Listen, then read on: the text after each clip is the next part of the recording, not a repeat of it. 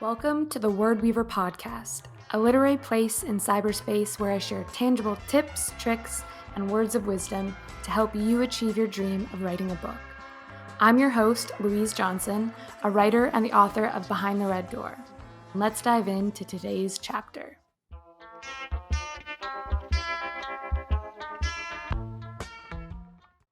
Hello, and welcome back to the Word Weaver podcast. I'm really excited to do another solo episode with you today. I'm loving the 1 week on of an author interview, and then the subsequent week, it's just me connecting with you and catching up, and then also sharing some writing wisdom or nuggets of advice. I've got a fresh cup of coffee with me. I'm currently up at my parents' cottage in Quebec, and so I feel like this week's topic is really relevant to me right now, and it's something I've been thinking a lot about, and it's just this idea of why writing breaks or taking breaks from your writing projects is so important. This idea of refilling your creative well, taking time off the actual drafting and writing, and especially for me, taking the time in between writing projects is really, really crucial. It wasn't something I was necessarily planning, but I'm taking kind of 1 to 2 months off of a heavy social media presence, a heavy writing schedule. I'm in a new environment. I have a brand new routine. I kind of feel like I'm in a whole different world up here. And I could feel myself veering towards burnout. And I'm started noticing kind of those warning signs. And I'm really quick when I feel that happening to allow myself the time to pause so I don't get to the very end of my rope and I've hit rock bottom and it's really hard to kind of crawl back out. I'm currently up at my parents' cottage because I am getting married next week, which is crazy. It's starting to feel really real. I'm very excited. It's just our siblings and our parents, so really small and intimate. And I want to take that time to be fully present and enjoy this moment and not feel like I'm super rushed. Also, we just bought a house. I mentioned that, I think, in the previous episode. So a lot of big things are going on. And then Jeff and I are going to Nova Scotia for a month after our wedding to do kind of a mini moon. And we're in some of our best friends' wedding. We're bridesmaids and groomsmen, and we're also the co-MCs. So a lot to look forward to in my personal life and some pretty big milestones like launching my first book, buying my first house, and getting married. All are happening in this latter half of 2021. And the idea of taking breaks, normally I try to go full tilt to finish out the end of a year in Q3 and Q4, but I always like to break my years up into quarters. And I'm very goal oriented. I love striving and achieving. And taking breaks is something that I often struggle with because I used to equate taking a break from writing as laziness, and I would feel really guilty. And there's no point in taking a break if during that time you're just wrecked with guilt and shame over not writing. You might as well be writing. So that's something I've really, really started implementing for my own mental health is to, when I do take breaks, leave the guilt at the door, really embrace it, be fully present, and do what needs to be done to recharge my batteries. For you, maybe that's binge watching Netflix or reading books that you haven't had a chance to read in a while, socializing, going out with friends, starting a new exercise routine, whatever self-care activities relax and recharge you.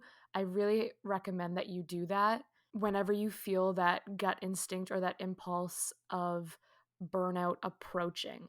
So the rest of Q3, which it goes till the end of September, Q4 is October, November, and December. I'll reevaluate my schedule then when I have more bandwidth to create content and get back into a writing flow. My plan is to really just live. I have been spending a lot of time with family and friends up here. I've been going on long walks. I've gotten back into a really great running routine. And for me, running isn't for the physical, it's really part of my mental health regimen. It helps reduce my anxiety, and it's beautiful up here, a lot of gorgeous running trails. So I've been loving doing that. watching the sunset, watching the sunrise, taking time to read again.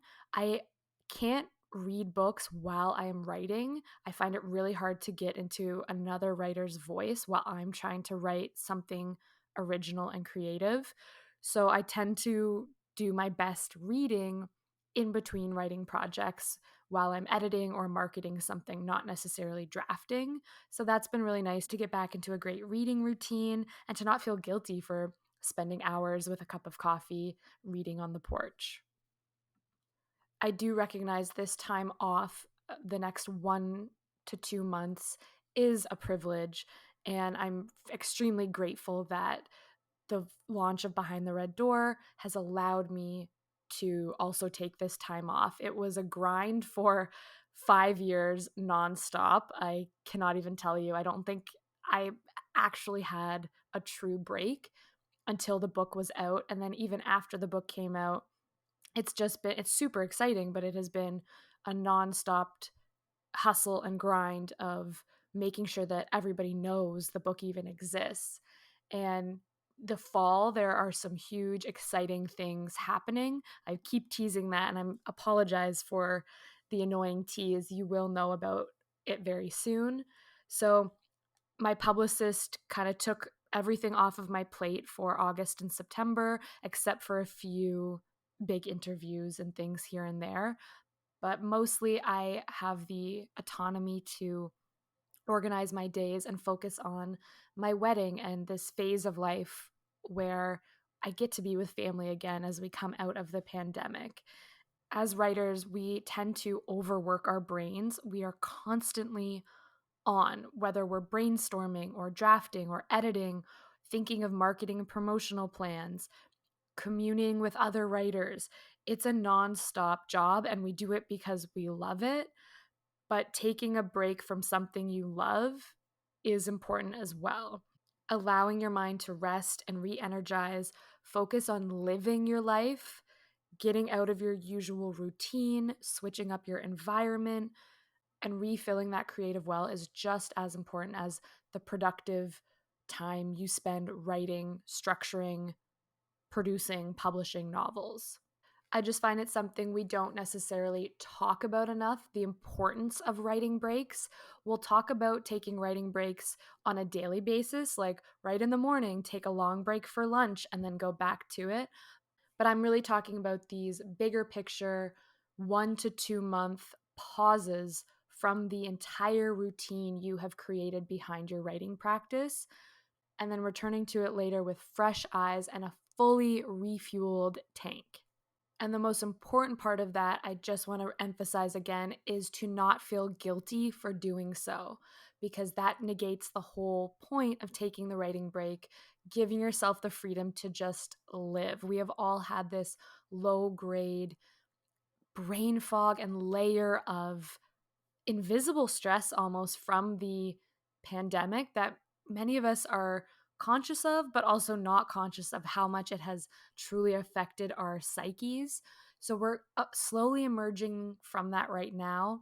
Hopefully, there isn't a fourth wave. There likely will be, but who knows? Honestly, you can't plan, as we have learned, the future is so unpredictable. But if you have the bandwidth to give yourself a break from your usual writing routine, if you're like me and feeling burnt out by all of the content you have to produce, by the writing of the actual books, the promotion, the marketing, the editing, even just pause to stop thinking about your own work and focus on reading someone else's work. It's so crucial for the longevity in this career, and I really want to normalize that a lot more.